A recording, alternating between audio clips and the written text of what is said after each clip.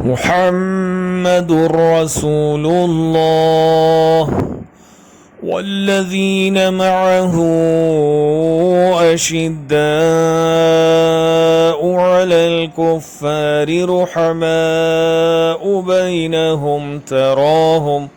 تراهم ركعا سجدا يبتغون فضلا من الله ورضوانا سيماهم في وجوههم من أثر السجود ذلك مثلهم في التوراة ومثلهم في الإنجيل كزرع أخرج شطأه فآزره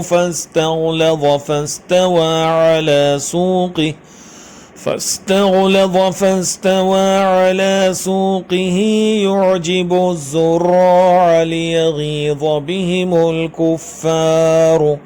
وعد الله الذين آمنوا وعملوا الصالحات منهم مغفرة